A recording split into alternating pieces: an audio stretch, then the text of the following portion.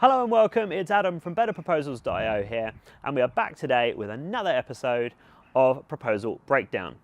Now today's victim, in a friendly way of course, is my good friend Tim Coe. It's amazing it's taken me quite so long to get around to doing one of his proposals, but I thought this was a particularly good example. So Tim's a marketer and helps people get new customers and helps those existing customers spend more and be more loyal to you. So that's his general vibe, and the deal he's pitching for here today is for a software company that is going to help garages and car garages, that kind of thing, operate their businesses a bit more efficiently with their software. So that's what this is for. So as you'd expect, Tim is a Better Proposals customer, so he is using Better Proposals to send this thing with. So the first thing you'll notice is his cover, which he's obviously spent a lot of time looking for a nice appropriate image for his customer here, and he's obviously chosen a nice sort of old school car, which is really cool. So immediately you're feeling that kind of like, yeah, this is relevant, so you've got instant relevance straight off the bat. So next thing, which I think is really, really cool, is Tim's a big fan of using Canva. Now, if you don't know what Canva is, it's like Photoshop for dummies. Basically, it won't let you design anything bad. It's got lots of templates and helps you make cool little graphics. So I'm just going to click through here, and you can see what he's done with these headers. It's basically used sort of different pictures, but the same kind of branding and the same vibe, which is really, really cool.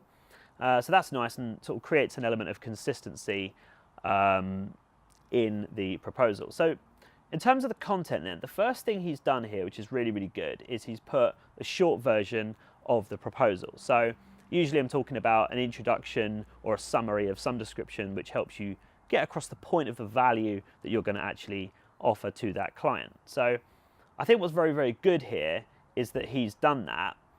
I think the issue, if I have to call one up, is that he's gone in with the pricing quite early, which I would leave out.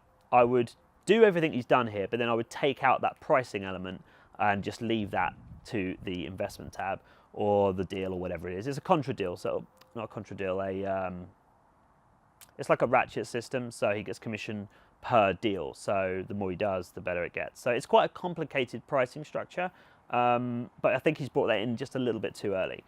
But what is very, very good is he's laid out the time frames right from the outset, which is kind of interesting. I've not really seen that very often. But what he's done here is he's done sort of like a year 1, a year 2, a year 3, and a year 4. Actually up to year 2. But what's really, really good here is that he's broken down the number of customers that they're expecting to bring on board. So immediately what he's done, which is very clever, is he's brought excitement in, which is absolutely brilliant. And that's what you really want to do. You want to try and bring that element of excitement in. So this is something they would have touched on in meetings, and he's bringing that in right from the outset. So straight away, this guy's thinking, when he's looking through the rest of this proposal, brilliant, 800 customers, 1,000 customers, 2,000 customers, I don't know, I'm making numbers up. But 498% ROI, £195,000, annually on this new product. So immediately he's getting big numbers in his head and he's thinking big business stuff.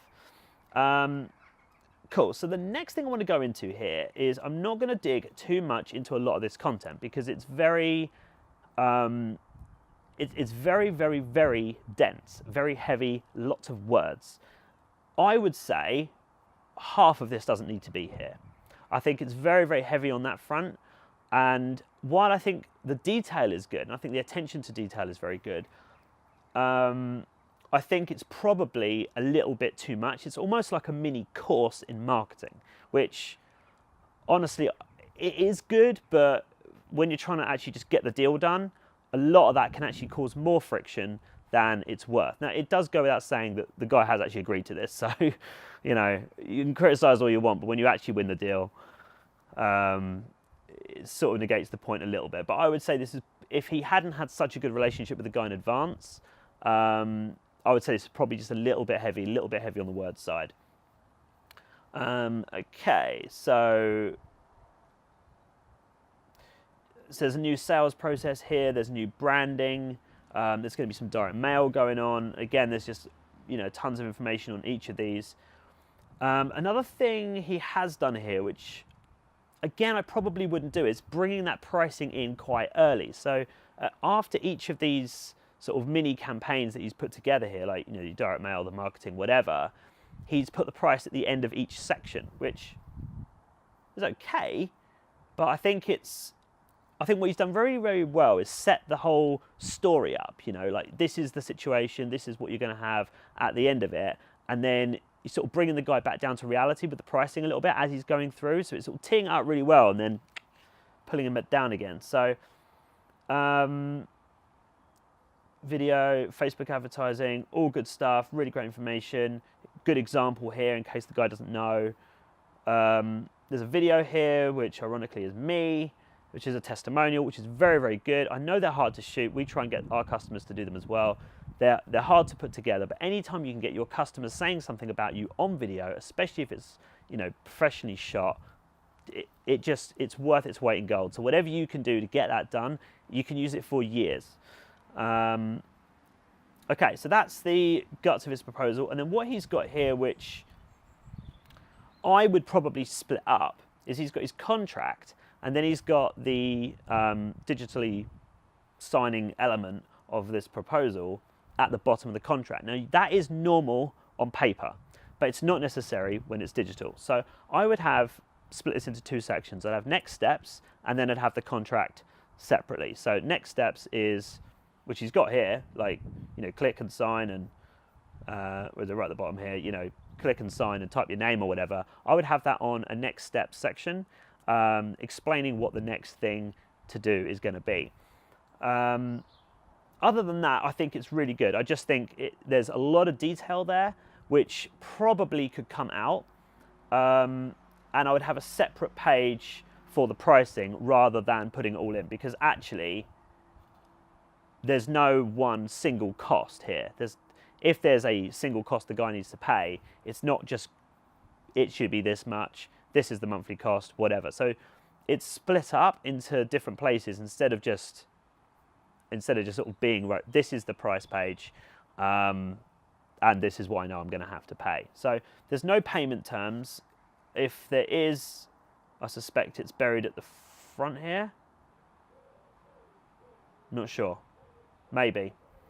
I can't see it. So there's not a lot, and I would say there needs to be more information on the pricing and how that structure is going to work, and more effort needed to go into making sure that was very, very clear, rather than putting it at the end of each section, which you kind of forget when you go on to the next one. So all in all, I can only fault it so much because at the end of the day, he did win the deal. There was a heavy relationship building period ahead of that, which obviously would have helped.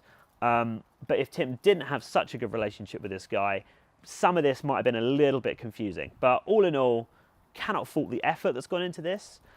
He absolutely deserved to win the work purely because of the effort. Yeah, I mean, very, very good. Just that pricing thing. But yeah, there's not a crazy amount to fault with this, really.